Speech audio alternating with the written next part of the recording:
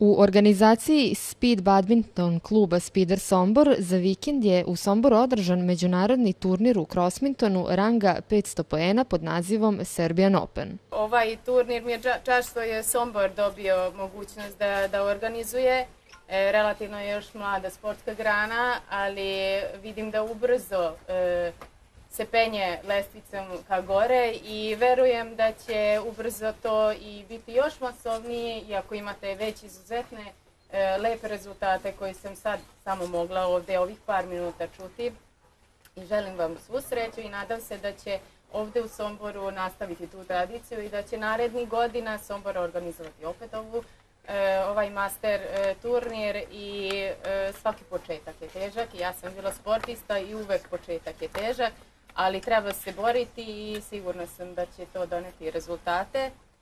Svim sportistima želim još jednom puno sportske sreće i da prođe takmičenje u fair play i igre naravno bez povreda. Na terenima Orange Arene nastupilo je 89 takmičara iz 9 evropskih zemalja: Srbije, Mađarske, Hrvatske, Bugarske, Poljske, Slovenije, Slovačke, Litvanije i Švajcarske u 8 kategorija. Mi jesmo zvanično nekategorisan sport u Republici Srbiji, međutim naši rezultati koje postižemo su značajni i mislim da ćemo uskoro makar na nivou grada dobiti kategorizaciju višeg nivoa, jer zaista naši takmičari našeg kluba osvajaju medalje na prvenstvima Srbije već zadnje 3 godine u svim kategorijama.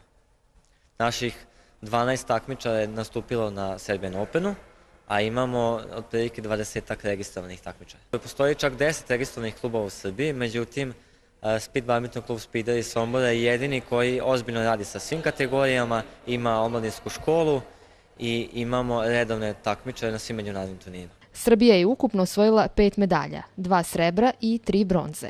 Najviše osvojenih zlatnih medalja je otišlo u Sloveniju, a najviše ukupno osvojenih medalja pripada Mađarskoj. U najjačoj konkurenciji Open kod muškaraca najbolje je bio Virt Severin iz Švajcarske, a kod žena Knez Danaja iz Slovenije.